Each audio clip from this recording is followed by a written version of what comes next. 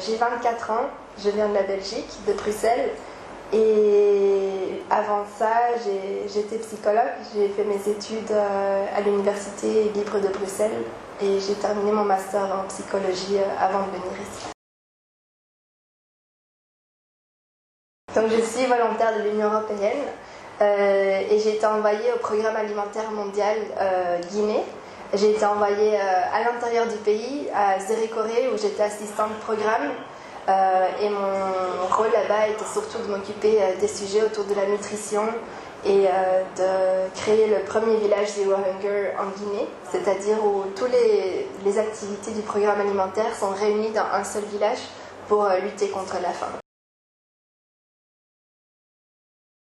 J'ai eu l'occasion d'avoir le représentant Ibrahima Diop qui est venu nous visiter en Guinée, qui a visité notre village Zero Hunger. Et il était très fier, il a été très bien reçu avec les traditions à la forestière.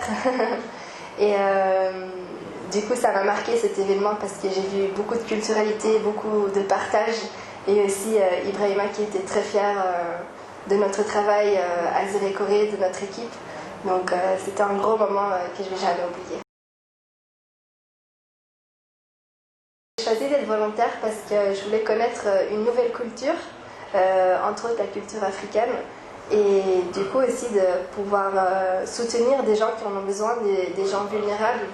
Et j'étais très ouverte à faire beaucoup de choses, d'apprendre aussi du peuple, d'apprendre du programme alimentaire mondial, parce que c'était nouveau pour moi aussi. Donc j'étais ouverte à apprendre et à donner moi aussi ce que je connaissais depuis ma culture, de mes études et tout ça.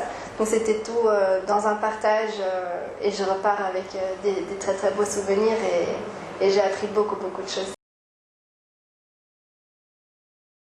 Donc en Guinée, moi j'étais à Zérékoré. C'est dans la région forestière de la Guinée et là j'ai pu apprendre à parler quelques langues, le Guernsey et le Malinké en particulier. J'ai appris à danser comme les forestiers, à cuisiner comme eux.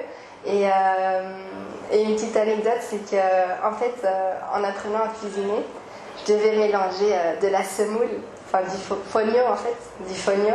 Et comme ici ils ont l'habitude de cuisiner des gros plats, on me disait de mélanger. Et j'arrivais pas parce que ça faisait tellement lourd, j'avais tellement mal au bras et on voulait pas me remplacer parce qu'ils disaient que je devais apprendre à cuisiner à l'africaine, c'est-à-dire à apprendre à cuisiner en quantité.